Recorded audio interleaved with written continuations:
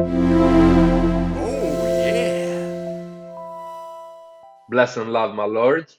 Welcome to our Redlion space. We are an art first, chill second, pretentious never community. None of that art gallery snobbery or bull run billionaire BS. We're just bringing you honest opinions on crypto art and Web3. No sponsors, no hidden agenda, no rugs. What do we say yes to? We are all about partnerships and all for artists. You're here for cool shit, and we are here to deliver. Introducing our co-host, Siller Wee and curator of Pushin P. How's it going, sir? How are you? Okay, he's muted. He's coming in. And our brilliant artist for the week, Espresso. How are you doing, sir? How are you? Hey, I'm doing well. Thank you for bringing me up and giving me a chance to talk. I really appreciate it. Very nice to meet you, to meet with you and connect. Oh, absolutely. I appreciated that intro song too. I forgot I had to talk in a second. I was just jamming out. Let me see if Sillery has any trouble connecting because I cannot hear him. Just give me one Yeah, it second. might be a little early in the morning for Yeah, him, it but is. Let's see. I have a couple friends in the audience I see there. Thanks for hopping in, guys. Not sure if you want to open it up to anyone else to hop up and talk to, but open Yeah, to whatever we we want to will do. do that later on, but we can also do that now. Just trying to get in touch with him. He was here like a couple of minutes ago. And I just asked him who should start the spaces. Let me see. Okay, Yeah, I he was in see the he had to restart his phone.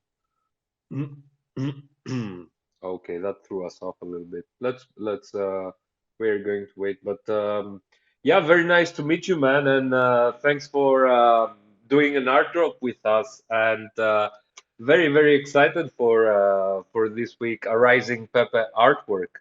So let's start from the beginning and let's talk a little bit about your journey into the NFT space. And if you want, let's start earlier. How did you get involved with arts and digital arts in the first place? Sure. Sure. So yeah, there's a lot there. I guess to kind of keep it pretty concise, I kind of hopped in with both feet into the NFT space a little over a year ago. I'd say maybe last fall, and kind of got involved in purchasing and holding. I didn't really flip anything at that point, and kind of got an understanding of the space and some of the artwork that I liked and that spoke to me. And not long after that, I decided to create my own project. Um, I have I've been working on art literally my entire life. I used to obsessively draw as a kid, like kindergarten, preschool age, just sheets and stacks of paper and markers, and pursued it a little more seriously in high school. But that's about where it ended. Upon graduation, I went to business school. So, and then now working full time as a CPA, I How didn't really old are have much you? time. So we understand more or I'm less. 32. 32. Okay, my 32. age, more or less. Yep, I yep. wish. So yeah, definitely a few years there where I wasn't actively working on stuff, but I have to say that the NFT space was a revival of seeing artists being successful where maybe they hadn't been before, had an opportunity to be before, and just the caliber of art that I was seeing was just so amazing that I had to join. Um, so I think that's maybe when where I was at when I determined to first make a project. So then I guess I started thinking about what I wanted to make. I think Were that you into crypto or you found the NFT uh, space? You found the crypto space through NFTs. so I was actually one the co-founder of my project, Chuck Sorelli. He's in the audience right now. He he got me. I think he showed me how to download Coinbase in 2017. Hmm. So that's when I hopped in with Bitcoin, ETH, some alts, stuff like that. Took some time off So there, he but was your obviously at the enabler. start of COVID. Yeah, I mean, yeah, it was. I mean, it was an unbelievable time, like discovering Hmm. that, and just watching the first bull run Hmm. was wild. Yeah, great You know, lesson. yeah, absolutely. So yeah, not like OG crypto, but definitely had some years under my experience. I was familiar with the ledger and transferring and all the basics and stuff. So Hmm. once I found OpenSea, it was a pretty quick transition. And obviously, once I started, it was just completely like no turning back from that point. It's been every day since. Um, yeah, I think I'm at the point now where I was kind of deciding what I wanted to make. I think seeing different artists in the space, I think I determined that I wanted to make a pixel art project. Um, and I'm not sure exactly what one thing led to another, but basically, um, I realized that the ENS domain name Noun Pepes was available. And I thought that was a perfect fit. So I snagged the ENS, the Twitter handle, and just started ripping NFTs. Um, each one of those in the collection is all hand done. It was kind of just my genesis into the space, you could say. Hell yeah, I love it. Hey, Louis, how's it going, my dude? GM, GR. Good Hey, morning, Grand Rising. How are we? GM. I don't know if you guys have been paying attention to the GR one, but I see Skrilla is doing something with a Grand Rising. We're on our way up, we frogs. How you doing, Espresso? Sorry to rug you and leave you with Redlion Eye, but you're in very capable hands here. Oh, absolutely not at all. I was doing most of the talking here. All good, mate. Very, very nice to hear you, man. We didn't chat for like a week. Yeah, it's been a minute. It's good to hear Yeah. everybody, and it's good to see a few faces in here. I jumped into that last Redlion call that was just on and saw there was a girl called Kaz in there. I think she might have jumped up and chatted at some point, and I met her in another space, and she actually taught me how to do the pinning of the posts. So I'm quite glad that I can put some tweets up there now and show off some of Espresso's work because it's pretty incredible. I Yeah, love it's that it's pretty easy. It's pretty easy to pin, right? yeah, just got to know how. You need to get taught once. But yeah, Espresso, man. Like I mean, we've had Arwen, who I guess we would call some sort of a Gnostic artist, and we've had a graffiti artist with Viva. We've had Nick, who's an educator and an artist, and now the accountant and pixel artist. And I'm quite excited about what you're doing with Now Pepe's and your style. So if you just want to tell us why pixel art and how you sort of ended up. I know you've talked about the ENS and some of the Now Pepe stuff, but pixel art specifically, what was it that drew you into that? Yeah, absolutely. So I think one thing that I left out between high school and college was a lot of hours playing Minecraft. So I got Oh yeah, really into that game for a long time.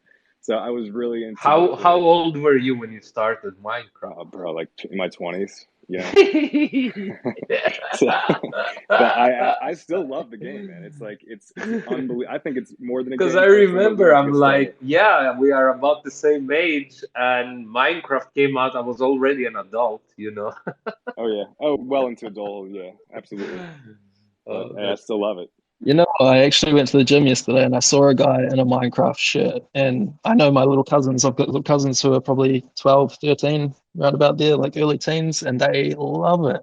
And the kids are going I to keep wish like, I was playing it, man. It would have made me realize a lot of things way earlier. And it's like such an OG badge to have been a Minecrafter. I don't know. I'm kind of like, low key jealous about it. it's never too late to start. Oop. Yeah, imagine I start playing Minecraft now in my 35 years old. I start. So Minecraft, and is that the entry point and the only entry point for you then, Espresso, or is there something else about pixel art, maybe the simplicity of it, or it's like simple and complex when I look at it because I know Redline and the Redline team are doing some profile pictures and they're more like 3D pixel art, if that makes sense. It's not like Sure. quite so static, which is quite cool to see. And I know you're doing like you've got some of it mixed into that backside piece. So you've done a Rising Pepe for us for Redline, and you've promised an airdrop of the backside of the card, which is I can't remember what it was called. It's Espresso. Is it Cafe Espresso? Cafe d'Espresso? Cafe Pep Espresso, I believe. Cafe Espresso. There we go. And that's got a little bit of pixel art just hiding in there. It's quite cool. Little teaser, but yeah, yeah. I think it's a restriction, right? So it's like when you're given unlimited chances to create something on a canvas, it can cause like overload. So I do really well with like some restrictions on what I can create. So I think that was appealing to me, was that restrictive nature of pixel art. I also have always admired pixel art. Like whenever I saw it, I loved it. I kind of view it it's interesting because I've seen two different perspectives on this. I kind of look at it as a version of impressionism, where if one pixel is off, you'll know that it doesn't look right for some reason.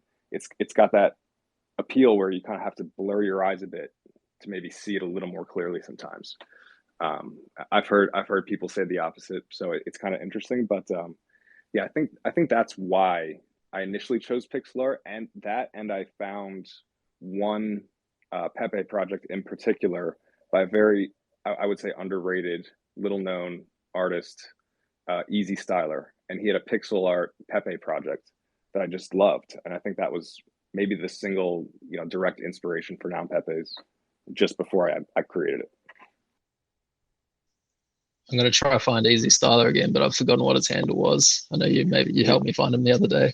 I always have to dig like the Twitter algos. I don't know, like you can't like type people's names in. So many shadow bans. I can pin something up, dude. He's a cool artist, though. Yeah, so you sort of started off with the pixel art, I guess, then, but you're now, the art that you've created for Redlion is not pixel art at all. So you've made I mean, I guess it is everything's pixel art when you drill down deep enough, I guess. But yeah, it's a bit of a different style that you're moving into now, and I wonder if you can talk to that a little bit. Sure. Yeah. I mean, so the pixel art definitely started there. Still love it. Still do stuff in it. But I guess semi-recent, maybe a few months back, just started messing around with Procreate and freehand drawing on the iPad. That was really my first, I would say, entry into like hard digital art. Because before anything I did was tangible. It was charcoals, paints. I was in high school. I was really big into inking, pen and ink. I loved like very intricate designs and stuff like that. But this was recently was my first step into the digital art space. So really just working on getting my skill to the level where I feel comfortable putting the work out there, because there's so many amazing artists. It's a lot of imposter syndrome, putting this stuff out there for sure. Yeah, it's interesting. Like we were talking about it before the sorry, I've just had a bit of a brain fade. Yeah, we were talking about a bit of sacred geometry, me and you, before, and we were discussing, I think you mentioned something about like it has to be perfect for you, like you want it to gridlock and you want it to snap into place because it just feels good. And I think that is something that everybody with a little bit of ADD can probably relate to. I know I can relate to it. So but yeah, like the pixel art, and then you move into these other versions of art. But it's cool to hear that you've got like a history of art as well. Like you're not, I mean, I know you as an accountant so far and a bit of a pixel artist, and now a little bit more about you. And this is the cool thing about these chats, is we can learn a little bit more about each other. And like, how have you balanced doing art and accounting? Because I've now transitioned from accounting into art, and I feel like it's so weird because I'm usually the most logically minded person, and now I'm like working in a completely from accounting into art. What a quote! Yeah, like you still got that job too.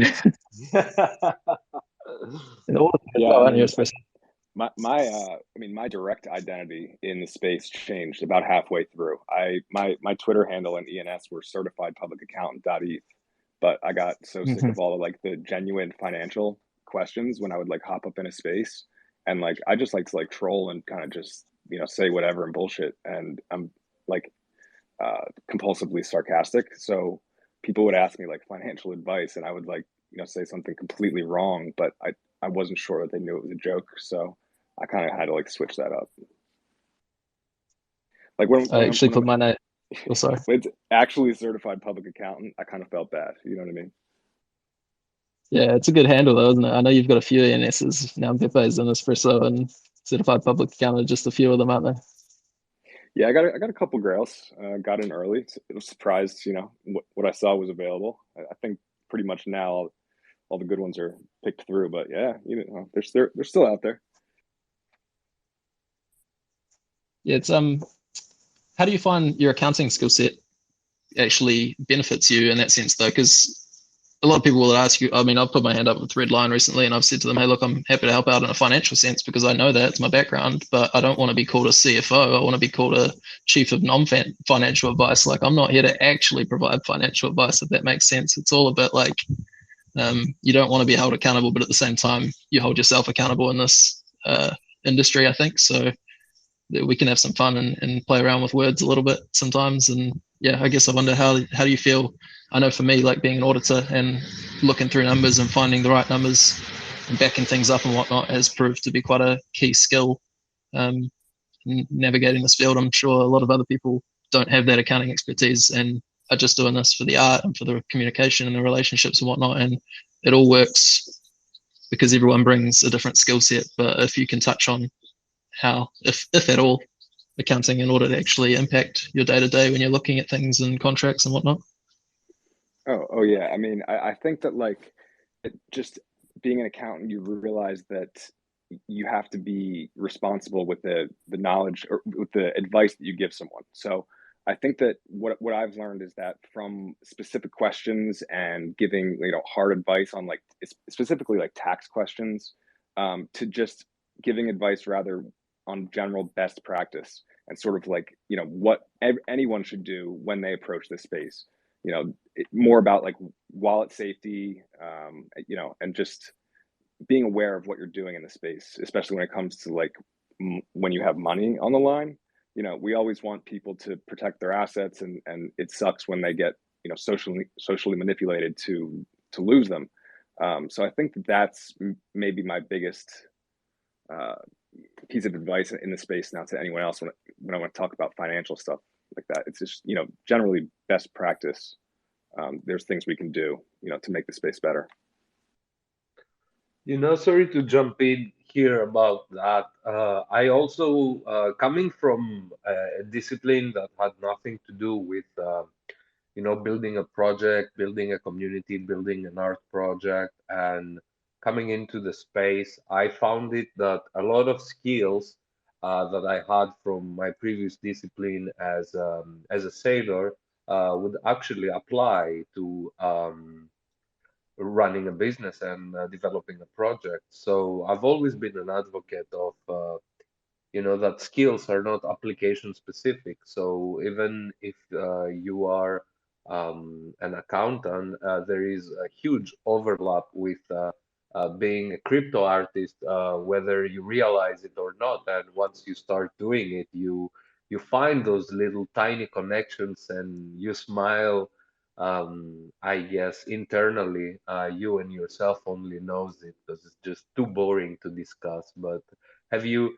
Have you had those little moments of epiphany yourself? Like, oh my God, I can't believe I know that from accounting and it applies in crypto art. Well, I'm not sure I can think of any specific examples of where my experience as a CPA, you know, really bridged over. I mean, it's just this whole space in general is just such a culmination of finance, and art, and also like culture, with you know the internet and everything like that, like converging on one. It's such a rare, in my opinion, rare time. I think of it as like a modern renaissance, really. It's just such a clash of all these different industries, and expertise, like yourself. Like you were a sailor, like just the fact that, you know, we're talking now, it's amazing, and I really value it. So I think maybe that's my thought on that question. Hmm. Yeah, maybe I didn't explain it well. I was like, for example, running a project is like running a boat. So I'm guessing there's huge overlap between numbers and tokenomics and stuff like that that you can understand very well, and they do apply. So they do give you a leg up, I guess. Um, with people who didn't have that same training, right?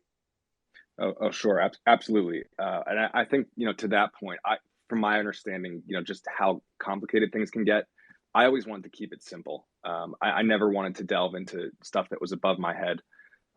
Actually, I just saw a developer that I've worked with closely in Noun Pepe's Whale Goddess. He's been fantastic with sort of, well, I guess we can get into that later if we want to, but going at the next level from taking Noun Pepes to what was initially minted on the OpenSea shared storefront, lazy minted, just the images uploaded there, to developing our own contract, and taking it on chain.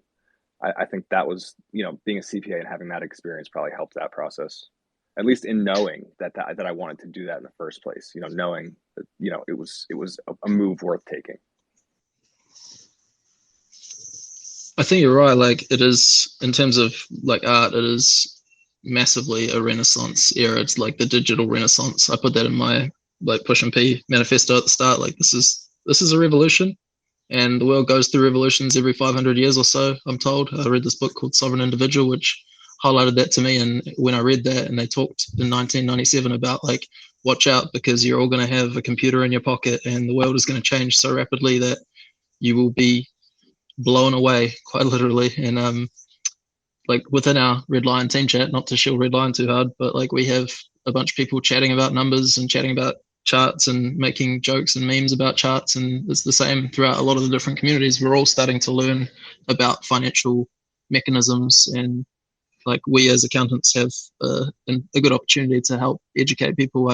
I've been into trading, and I think everyone's getting into trading shares and trading stocks and tokens and things in their own time, but like, the world is getting up to speed on this quite quickly. And I think a lot of people are going to be pretty upset when they realize how finance works. Like me, as a guy who's worked in traditional finance, and I'm not sure if you would attest to it, because I know my perception is probably somewhat biased, but it's not great. Like, the systems aren't great. It's a whole lot of like paper in different places that all should balance but doesn't. And now we have this system that is in fine balance, and we get to like work with it instead of against it. Like, it's something incredibly big, like, from an accountant's point of view. Oh, absolutely. I mean, we're definitely changing things actively in real time. There's no denying it. That you can't deny the crypto space at this point. All these institutions are trying their best, but it's not going to work. Yeah, so we all see today where it's going. I saw Charlie Munger today was saying that crypto needs to be banned again. It's like, come on, Charlie, just die quietly, mate. Sorry, let's carry on with, you were talking about Whale Goddess. I don't know if Whale Goddess is here, but I know you've worked with a couple other people as well. Chuck Strella, you mentioned, and then Scummers, I think, is another one of your mates who's helped out with some of these projects. Whale Goddess is, like you said, set up quite a, I don't know, unprecedented sort of mechanism with the OpenSea shared storefront contract that you mentioned, yes, and moving into the Noun Pepe's new ERC 721 truly sort of on-chain tokens. And I believe what you do is you send your original Noun Pepe, which is now called the Noun Pepe's OG collection on OpenSea, you send that to nounpepes.eth, and it dispenses, very much like XCP dispenses tokens on Bitcoin. It dispenses the new ERC 721 back to your wallet, doesn't it? Exactly. If Whale Goddess, if you can hop up as speaker, if you want to, so I don't completely butcher this, but basically there's a few specific novel implementations within the contract that he developed. One being the mechanism where the function rather where you send an NFT and you get minted an NFT in the same transaction. I think that's definitely one of the pillars of these implementations. I would love to get him up here to explain it. He does such a good job. But yeah, I don't know if it does always make me laugh, Whale Goddess being a him, and you saying him all the time, and me getting used to saying it, but in the back of my mind there's still this disconnect. Confusing. But it's good. I love that stuff. Like, I've met people in crypto who are playing multiple roles at this point. They're operating as male and female, and like just playing with the idea of what being human is. It's is a trippy time. So, well, Goddess, I don't know if you're listening and want to get up and speak, but if you would love to, I mean, if you would get up here, we would love to have you. And then there's also like, so there's now Pepes, there's now Pepos, and there's bento blocks. Can you talk us through how the project derived into different forms and how the bento blocks feed the Pepes, perhaps? Yeah, absolutely. So the noun pepes, that was the genesis, and then from there, I guess just wanting to take it to, see what was next. I don't want to say the next level yet, because this was maybe before the new contract was created. But my friend Chuck Sorelli and I, we came up with the idea for a drop based off of the bento box emoji. So it's pretty simple design in its space, and really what it came from was time in the space speaking with omakase. That's sort of his logo, if you will. He has his main ENS wallet is 5bentoboxes.eth. So it's a little bit of an homage to that. And my friend Chuck, he is definitely you could say an aficionado when it comes to food. He very much enjoys fine Japanese dining. So, he's always sending me sushi pictures of all the restaurants that he's going out to eat at and stuff. So we thought, why not? Let's make it a project. We love this image. Let's test our hand at making a generative drop and just kind of make it part of the Noun Pepe's ecosystem. And create some memes and some jokes to go along with that. And then so the I think Pepos, yeah, so this slightly Pepos, larger collection, isn't it? Yeah. So what that was there initially, I think it was once I realized sort of the depth of what people do. I just got a call. Am I there? Can you hear me? It's so annoying. Yeah, you're back. You All right. disappeared for a second. So yeah, really impressed with the depth of work with pixel art that I've seen. The main one being CryptoPunks with Base 64 as as store 2 storage of the art being fully on chain. I became a big fan of sort of what they were doing there, and I wanted to do something like that myself. I wanted to have something actually fully on chain, not just a contract that's calling other functions. I wanted to have something fully on chain. So with the help of Whale Goddess, I connected with Michael Hirsch from Indelible Labs, and I created another pixel art project to mint and all that art as part of Indelible Labs deployer is now on chain. So a nice little way to make a little bit of more history there. We talked about one other thing that you did that I quite liked, and it was related to omakase, I think, wasn't it? I've just tagged omakase up in the Twitter space. It was something to do with an 8-ball, something to do with awareness of drugs and like an education around these sorts of things that perhaps are shied away from within society, generally speaking. Yeah, absolutely. That's also pixel art, isn't it? I think. Actually, it's you can not. call it pixel art. I mean, maybe actually it's the opposite. It's one round dot. So no right edges. Yeah. So that was really my first. I would say. I mean, Noun Pepes is pretty satirical, but I would say that On Chain 8-Ball was definitely my first major satire project. Where, like you said, it was really aimed at. Yeah, that's something that I was going to mention. I mentioned it in the article about you, and I know you have it on your link tree as well, as you have that word satirical or satire like in your bio. This is your thing, right? You take the piss a little bit. Absolutely. I mean, in my opinion, it's satire and parody is us as common people in a space of high paid lawyers and corporate interests. It's one of the most powerful weapons we have It's something that they can't take away from us. You know, our expression, our ability to point at something and shed light to it, shed light on it.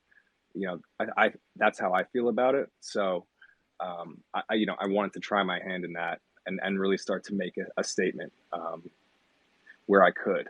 So, again, Omakase, talking in spaces, he created a project called On Chain Cocaine, where it was basically a play on what are NFTs. It was at the time when a lot of like new entrants were hopping into the That space, and sounds really cool. On-chain cocaine. oh man, it's a badass project, dude. It really is. I'm looking it up. I think there is a Twitter. I think the Twitter is Cocaine Cartel or something. I forget. But what was I saying?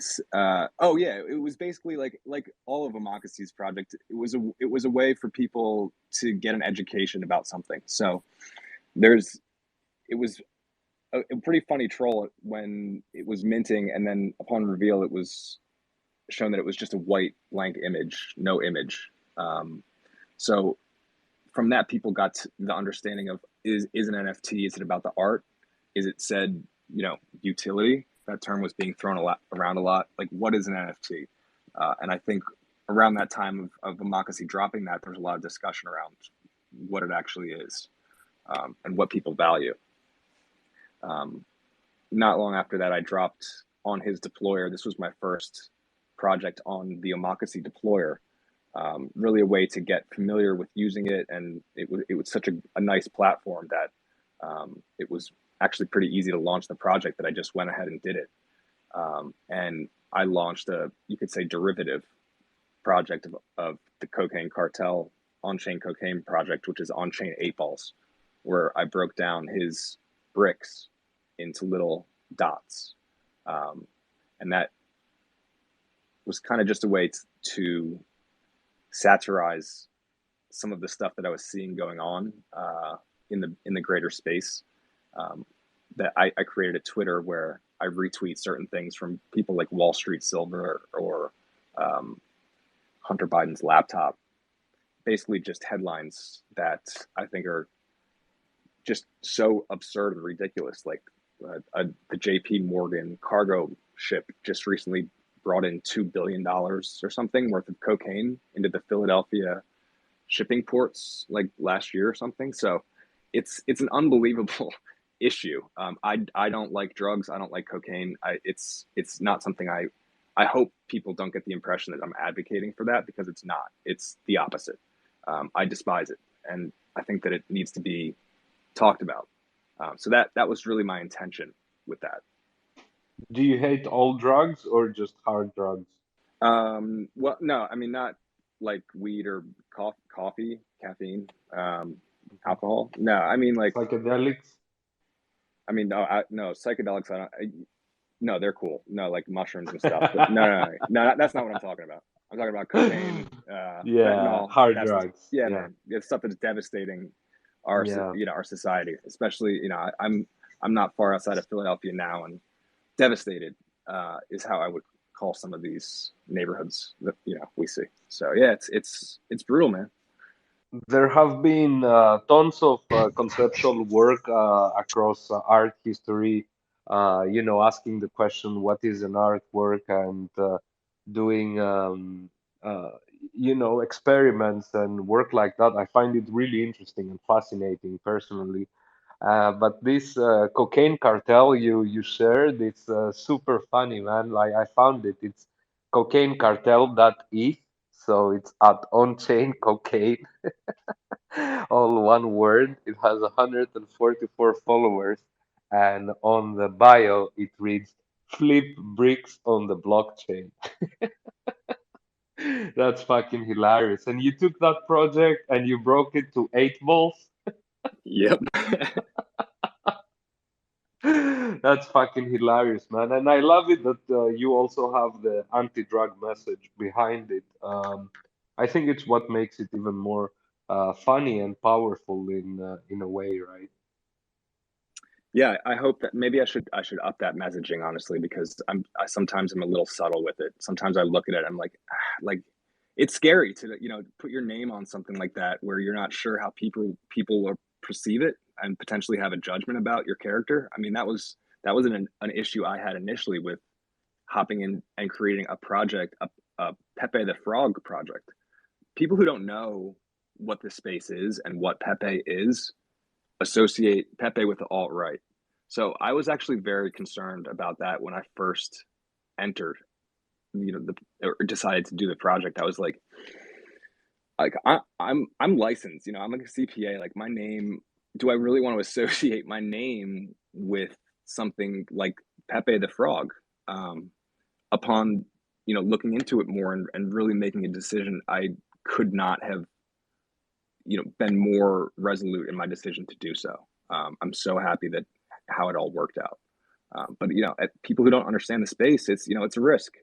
So yeah, that was It's definitely a definitely concern of mine. a Yeah. risk, and you can even bring a parallel between, like in Hollywood, the movie stars, for example, Rock does not play this and this type of character, or he will not be performing something super vile on the movie, because there is risks of association, and that definitely is also something that artists should be aware of, as you pointed out, but making the right decision and the right art and asking the right questions always overshadows everything. And if you have the right context and the right mind behind it, you can definitely, go over to, to the danger zone a little bit more, I guess, But yeah, good that you mentioned that because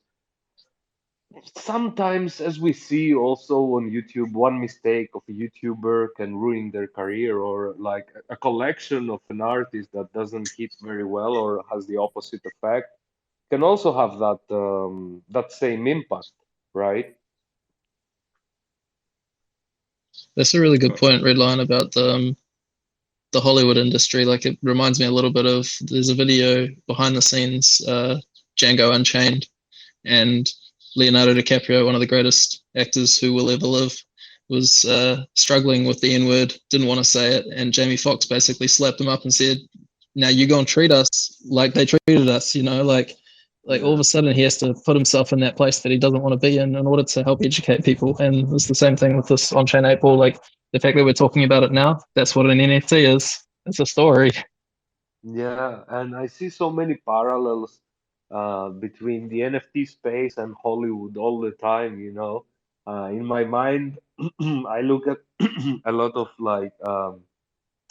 a lot of projects like production studios, and they're putting out um, their project out, and then they're going to make this content about it, and then they're going to make that. So you have celebrities, influencers, people are buying yeah, people what the celebrities that they love that are involved in. It has a lot of commonalities, I would say. Maybe with politics space as well.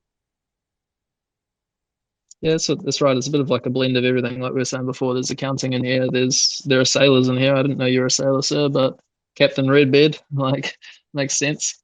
Um, there are all sorts of different like skill sets coming together, and the main skill set that we all share is the ability to actually communicate with one another. Like there are a lot of people who will look at Espresso's project and go, "Oh my god, this guy loves Pepe and cocaine. Like what a loser." And then you'll hear him Yeah, talk, and you'll that's realize that you normies knew that nothing don't have about him. Discord. Like Exactly. yeah, they don't. That's And this is crazy. like a Platonic. Plato used to talk to Socrates, and it was always about dialogue. That was his thing. He never wanted to explain how the world was to people. He wanted to converse about what the world is, and we're doing it, I think. Yeah, 100%. And whoever says that what is this cocaine and Pepe and doesn't get it can go fuck himself, it's a normie that doesn't have Discord probably. But Well, Red Lion, the word that you said that I think is poignant is context. yeah, I think pretty exactly. quickly I realized how lacking people's understanding of that word is. especially with things that are on the fringe, maybe on the edge, and used to evoke emotions, and as an objective purpose. That kind of art is sometimes very questionable, and you have to have a very deep understanding of context to grasp it. Yeah, and this is what is so hard about this type of art, and for conceptual art in general, is that it's not just the idea and the message, but the idea and the message, it has to be deep, and it has to be very thoughtful and presented in such and such a way that hits specifically. It's not easy to replicate conceptual art, like in a sense that oh, we sold them white bricks, but why? What is the story? And this is what matters. And also behind Pepe and mimetic art, when you see the meme, it's not just the art and what it shows, it's the emotion and the undertones and the context, or the feeling that you can relate to, or what you see there in between the lines, sometimes, that makes it great and gives it that dunk, hard-hitting feel. So yeah, that's not easy, and it's definitely not possible to replicate. And people who look down on it, I don't know, probably need a little bit more education. Maybe they should read a little bit more Redlion, but I don't know. Um, Definitely, I wouldn't worry about people looking at it the wrong way, I guess. Now we're It's interesting, all Redline. You mentioned reading between the lines. I think we do. This is why I love the sacred geometry stuff that I was talking to Espresso about earlier. It's about drawing pictures that overlap and seeing the patterns and whatnot. And I think, like, now talking about this, like, I can picture you, Espresso, as somebody on stage doing comedy, because that's what comedians do too. They, like, you're a satire and parody dude, and comedians are satire and parody, and that's how they get their message across, and they get a conversation started that most people are perhaps unwilling to have. So I wonder, can you see parallels between your comedic art, I guess, and comedy on stage? Or Oh, I mean, yeah. I mean, as far as sacred geometry goes, I'm not an expert. You definitely, I would say, from our conversations, you definitely have a deeper understanding of that kind of stuff. It's so cool to me, but I'm not super experienced in that.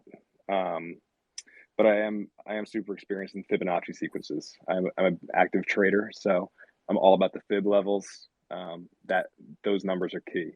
So I just wanted to mention that. I forget your question was I would about. highlight that sacred geometry is basically fibs in pictorial form. So it's kind of, yeah, there's a bit of massive overlap. So if you like fibs, then maybe have a look at that if you're listening in and you're wondering what sacred geometry is.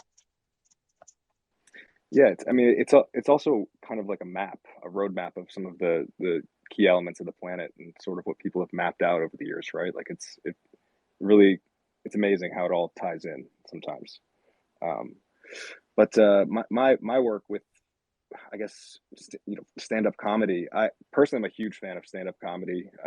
I've Philadelphia has I'm from the greater Philadelphia area, so Isn't they have a Kevin Hart from there? yep, Kevin Hart, Will Smith, a fantastic comedy scene, honestly. Will It's Smith. basically, yeah, you could say comedy. He's comedy, right? Yeah, after the slap though, his stonks went. So Will Yeah, Smith's social stonks He's went everything though, down. right? Like he's on stage, he sings, he dances, he performs. Like, he is He's incredible when it comes Yeah, to since he is playing a role in 15, man. society. He's But multi-talented. it makes you wonder whether that slap was a bit staged or not, because it brought a lot of attention to him, and now he's acting in a Django Unchained type movie, I think, next up. So he's taken on quite a He responsible role. slapped him, and then he sat down and received his Oscar. I know. It was very unusual, but I Fucking mean, insane. weren't we losing a bit of faith in humanity, and weren't we starting to boycott things like the Oscars? And now aren't we all paying attention to them? oh yeah, and it's nice to throw soup on paintings too. It's those type of stunts that really get the people Yeah. talking, I guess. Oh, that was so bad, man. But yeah. Yeah, What I can think you all that say? shit's planned. That's just me. There's I'm a people who skeptic. do that, right? Yeah, you like me, Espresso, don't believe in coincidences, do you? Not in the slightest, man. No. I'm curious, why espresso? That's well, I had to have a different tag than certified public accountant, right? So this was one that I snagged. I grabbed all the coffee related names that I could possibly find, with instead of a zero, instead of an O, a zero at the end. So I got the full suite: macchiato, doppio, cappuccino. They all have zeros. Espresso, probably my favorite. Rip a few shots a day. I don't get crazy with it, but it's my favorite drink. So I thought it was pretty fitting. Yeah, coffee's great. I love it. I vibe. I also It's have a soft spot for espresso, cappuccino, and all of that. Yeah, it's a nice mimetic too. It kind of lingers in people's memories rent free. I think Mhm. espresso. I think of me. It's nice. For sure. Um, Talk to us a little bit about your process and how do you create your work and how long does it take and what sort of thoughts are in your mind before or during your creation? Sure. So I think with I'll say both like freehand and then pixel art. With pixel art, I would say I always go for the thing with pixel art for me that I found it's kind of summed up well in the project. I don't know if you ever heard of the Larva Chads, um, but they're one of the funniest projects I think in the space. I own one, I think. The Oh, Fat dude. Boys. Yeah, I Yep. have a One zombie, of the, bro. I have oh a shit. zombie. Damn. The Nice. larva chads. Yeah, the fat dudes. Yeah, I own those. Okay, so yeah, the fact that Twitter bans their posts for like nudity for like literally 2 pixels, literally two squares, to me is just a troll in itself. I find that absolutely hilarious. So I like to look at I like to choose images with a low number of pixels but a high impact when you look at it. So I like to make things that are sort of edgy. So I'll look for things that at a first glance will evoke an emotion. I also like things that are like on the line of what's normally accepted as part of our culture's dominant social discourse and what's completely rejected as part of that same discourse. So, for example, a Coca-Cola bottle can indicate cocaine or Coca-Cola, something that they serve at every restaurant. Um, certain things that are all in line like that, like an 8 ball, things like that. Certain edgy images where under different contexts can change the meaning entirely. So I think that's maybe my approach with pixel art, kind of where I derive my inspiration and kind of how I get started on a piece.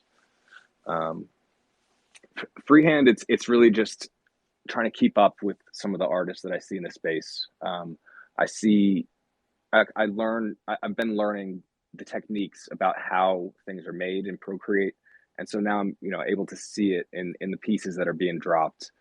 So really, I just want to keep up with some of the artists that I follow. That's my main goal now at this point with that.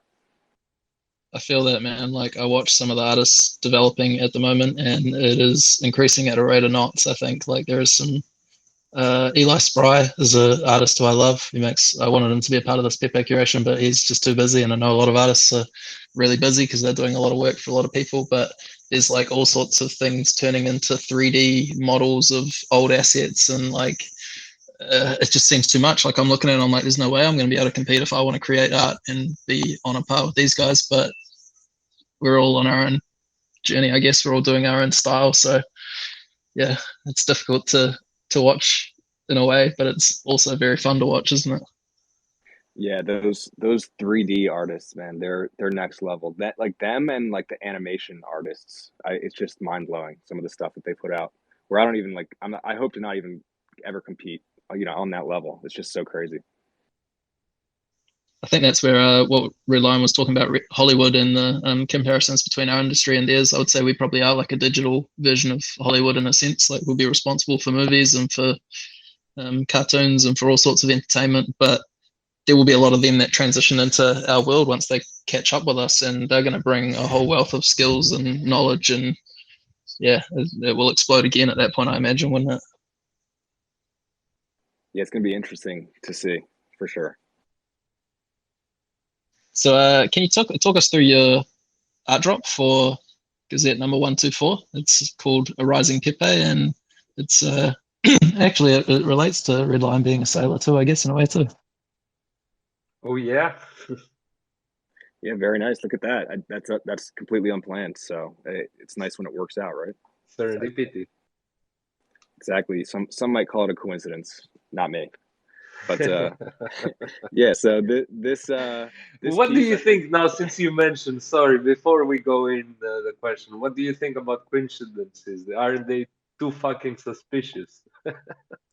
dude, it just became too ridiculous. Like the amount of things in my life on a routine basis that were just like, nah, I can't. It would be, I'd have to jump through hoops to deny it. You know what I mean? Like I don't know. That's just my perception. So Yeah, I agree. We also, sorry to cut it. Go ahead.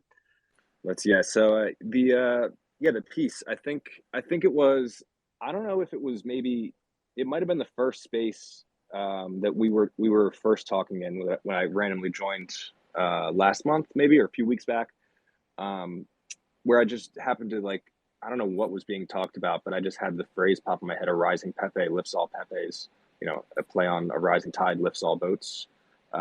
So really, what that's kind of the inspiration behind it, was just that phrase popping in my head and thinking it's kind of hilarious. Um, and I with this piece, I kind of wanted to go a little bit more tranquil, a little bit more muted. I'm seeing a lot of very loud, bright pieces, in the space. I always like to go opposite of what I see trending personally. Um, so that's kind of maybe the color scheme that I went with. And you and I talked. I definitely, for this drop, wanted to have an animation in it. Um, but I think that when like my ideas, what I want to animate, when I start to actually animate them, they can turn into week-long projects. So I, again, have to restrict myself to something that's more manageable, for my own sake. So I wanted to keep it sort of like Noun Pepe, simple, clean. I would say my style is clean and, like, sort of illustrative. It's more on the cartoonish type style. Um, I used some old vintage postcards as my visual inspiration here. I think that's kind of where the idea developed. And I think it speaks to sort of the nature of where we're at in the space right now, where there's so many Pepe artists getting exposure and having success, that it encourages other Pepe artists to then chase and to support all at the same time. So we're all raising up together, and that's sort of what this piece speaks to.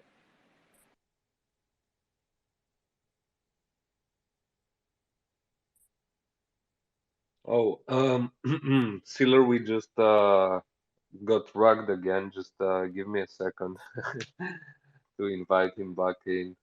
And also, at this point, if anybody would like to join the conversation, just raise your hand, guys, and we will pass on the mic. Um, Let me see. Is he back in? Hey, can you hear me, Hillary? Yeah, can you hear me? Yeah, you're back in. Yes, sir.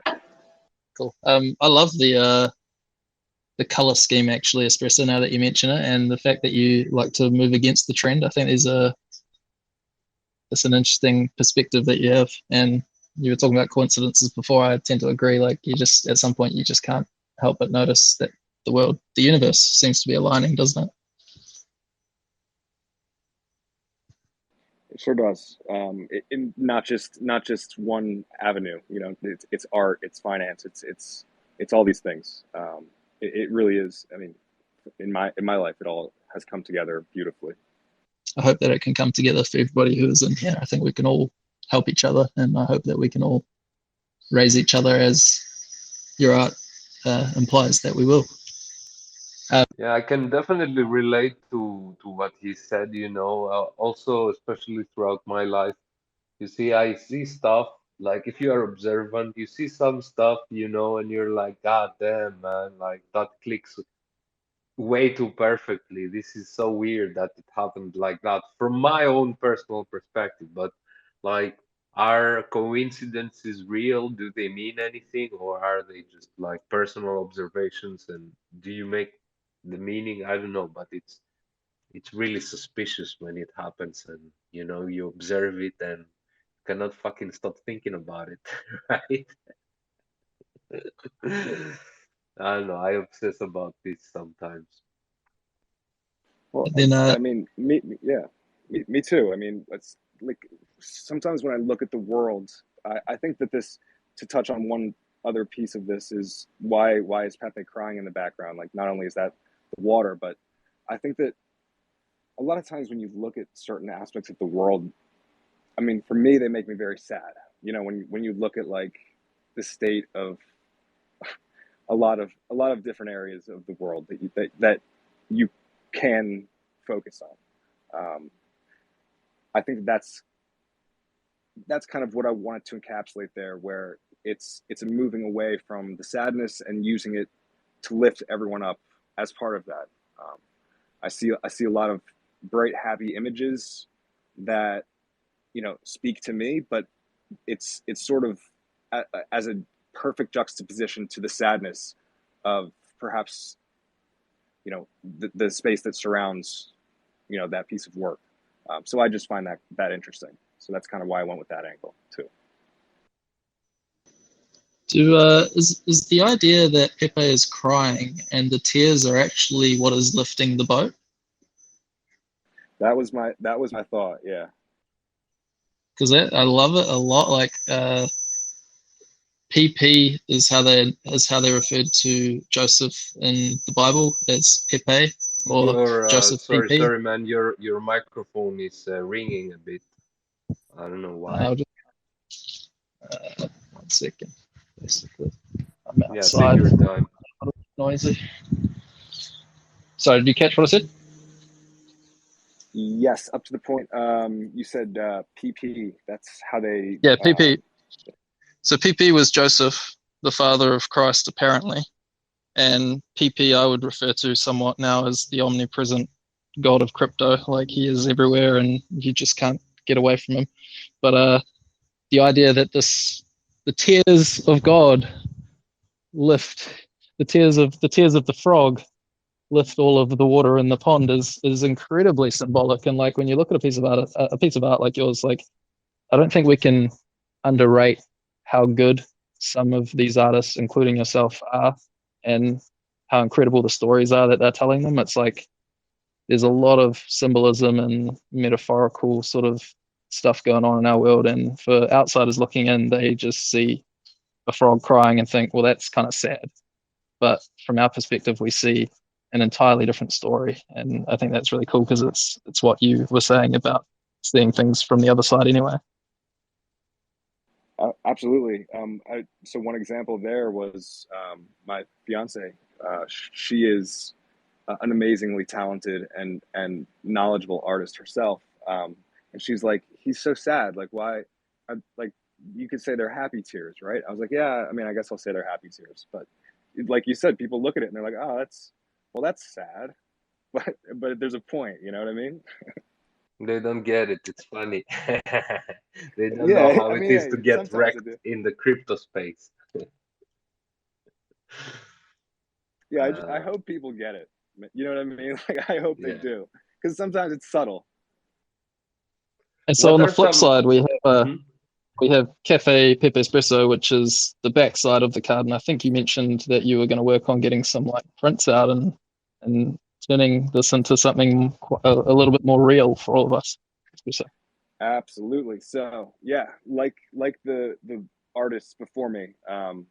Again, I have to say that unbelievable that I have to follow the past week's additions, like amazing artists. Like it's unbelievable. I still can't believe that I was able to be featured. You know, an amazing honor, especially following, you know, Well, who you've we had should in the probably past. tell people how that happened, because you arrived in one of the earlier spaces, and I didn't know you before then. And I actually had somebody else pull out, and so I sent you a message and said, "Hey, man, like, you ready for this?" And this is one of those coincidences, right? That just seems too right again. Because when you messaged me back, the first thing you said to me was like, "I knew we were on the same wavelength, and you were going to need me, or like that this was going to work in some way." And it has just happened. Like you've turned this around in a Would shorter you space of time. say would you But say that your sacred geometry connected at that moment? I think paths crossed for sure. Paths crossed, yeah, for sure, for sure. Yeah, I mean, we're literally, I think, almost exactly on opposite sides of the globe. So maybe we have a nice energy tether, something going on. I don't know. What do they call it? Quantum entanglement. There we go. Yep. What are some of the artists that help you shape your inspiration behind your creations? Whew. Oh, there's a lot. I I definitely talk. Let's talk about that. Before that, can I finish up the Cafe Pep Espresso? Oh yeah, Blur. sure, go ahead. So real quick, just want to mention that, like the artist before me, this is an airdrop. So anyone that mints the edition 124 of Redlion Gazette, this week's edition, I'll airdrop this to your wallet. I think we're going to give a week from the drop date of the magazine of the Gazette to the snapshot. So yeah, anyone that mints that will get this. And then I'm working on IRL prints of the piece pinned far left on the top. So I don't know how we're going to do that, but I'm going to print these things out super high quality, high res, like the best I can get. Still able to be shipped, obviously. I don't think I'll, if it's on canvas, frame it, but you know, ship friendly prints coming. That's my goal. You know, I'm not, it won't have anything to do with the airdrop. I don't think, like it won't cause delay. Might be a separate mechanism, but we'll see. Definitely want these as IRL prints for sure. Wow, And that man, like super that's so exciting. cool. Thank you so much, and thank you, Siller. We like week after week, you are bringing together the art drop and also a little bit of extra as Espresso.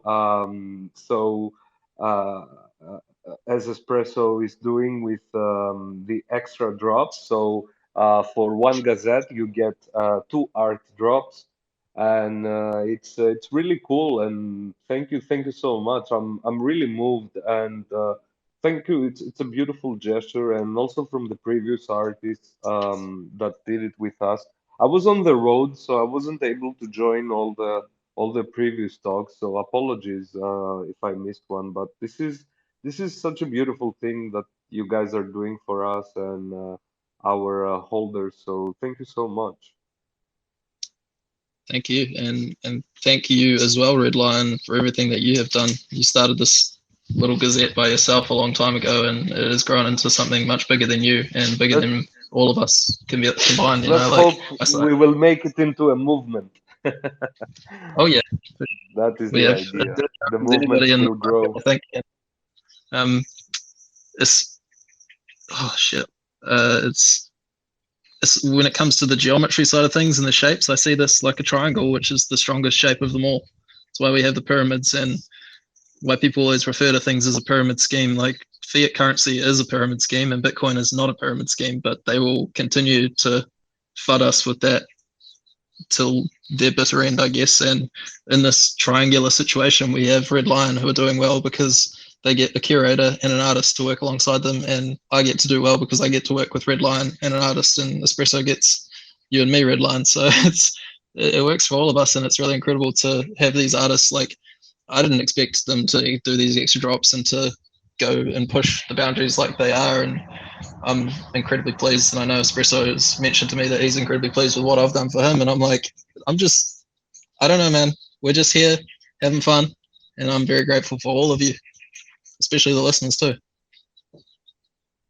Absolutely, man. I cannot agree more. So grateful. That's maybe the best way I'll describe, my general sentiment in the space is grateful, for both you and Redline. It's kind of crazy that you're an accountant considering how well you write, because you summed up sort of my purpose and my work so beautifully. It's amazing, man. I can't believe how well you did with your writing. It's amazing. And Redline, like, creating this platform, with what you've done so far, it's absolutely amazing, man. I can't wait to follow along. Oh, thank you so much. I don't know what to say to such nice compliments, but yeah, it's a work in progress.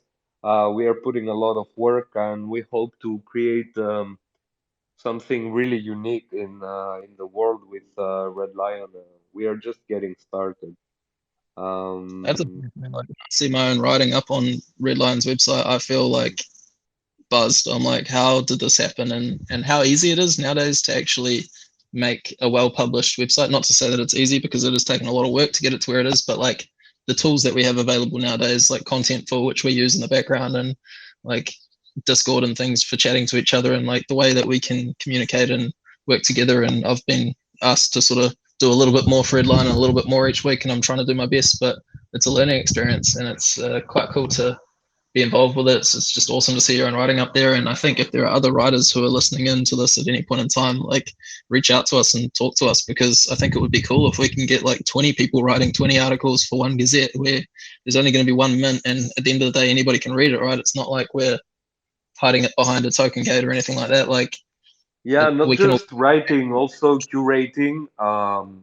As you see, we are having those curated shows that add an extra layer of beauty behind the art drops. They are under a unique, uh, a concise concept that like binds them together. There is a curator who is like the focal point of like this whole exhibition. They are putting it together.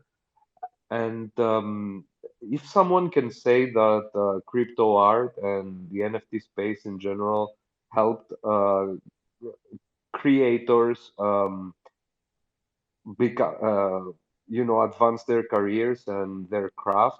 That also should be said about curators, and yeah, it has been overlooked a lot. And curation is important. It's a way for artists to not only display their work along with some friends, but also make more connections with people, have other people tell stories about their works, be on the spotlight, because it's impossible for every artist to be on the spotlight all the time. So yeah, I think it's curation is also good. Curation does not necessarily mean gatekeeping, and this is something we also like to bring on the front here, and showcase like how we do it and how it can be done in a positive way, and creating those win-win-win situations, right? I yeah, the call more that people value. sort of, then yeah, it's utility and it's value and it's everything that like we're asking for in a Web3 environment. I think like it's the more that people believe in it, the more that people buy our gazettes and support us, the more that we can actually embrace new writers and curators and bring more people into the team to make it bigger and better and more fun for everybody. And yeah, it's we're limited only by our imaginations, I think. I think Espresso, you were going to talk. I think Redline asked you something about artists that have influenced you or something along those lines, and then we sort of carried on with the conversation in a new direction. But did you want to round back to that? Oh yeah. I could name artists, so many, and if I did, I'm sure I would miss even more. Um, I guess the first one that I want to mention is the first one that I mentioned, Easy Styler. He's an OG. He definitely was a direct inspiration. Um, I think that he's not an artist, but he's a curator. Jagged NFT. If if people don't follow him, I would definitely recommend following Jagged NFT, because his Pepe collection, although he got hacked a little bit ago, is still insane. And that was also a direct inspiration for me. Is his work curating all these different artists, like amazing Pepes. So I think that's maybe another one. If I could say one more, A pixel I don't artist, know. maybe. Oh man, there's so many. I forget his exact name, but I was looking at his stuff the other day. It's I'll try to pin his stuff. But he does like huge canvas pixel art. I'll try to find his stuff. His name escapes me at the moment. Is it Genuine Human? Oh, Genuine Human is amazing. He's not who I was thinking of, but I Uh, love his work. yeah, His stuff's really wild. cool pixel stuff, right? Yeah, it's when they bump the canvas size up to the thousands, it gets crazy. Very impressive. I mean, I wonder there's if we so just many. want to reach out to anybody in the audience right now and just ask if anybody wants to come up and ask Espresso or Redline or I any questions, then chuck a Yeah, hand up. before And we close, if anybody wants, just raise your hand, guys. We'll just pass the mic. I always like when more people get up rather than just the three of us, although I do love that little triangular situation that we have right now. There is something to be said for involving as many people as possible in the conversation. Some wise frog I know told me once that triangles are the most powerful shapes.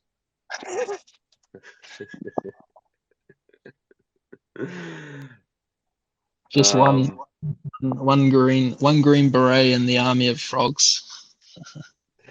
I don't think we have any hands raised up, but that's fine. We can close. I know it's a little early for you in the morning. For me, or for it's midday for me, man. It's 12 p.m. here. Oh yeah, okay. I'm used to having you in the morning all the time. Was there anything else, Espresso, that you wanted to explicitly cover while we were chatting? Because I mean, we've had a bunch of questions for you, but if you had questions for us or anything. Nothing explicit, comes to mind at this point. I just want to again say thank you so much. Like it's such an honor. Really, really amazing. Thank you for including me in this. It's so cool. Vice versa, man. Absolutely, man. 100%. And really, really, really nice to connect with you and get to know you today. Absolutely. Likewise. Hope we can, talk again soon. I'm definitely going to be joining all your spaces from now on. So, we'll talk Oh, again. for sure. I'm sure very soon. I love it. I guess I'm going to try play us out with a bit of music because I don't believe Dudley is here, who's usually our DJ. If it's out, Yes, just leave the for call. sure.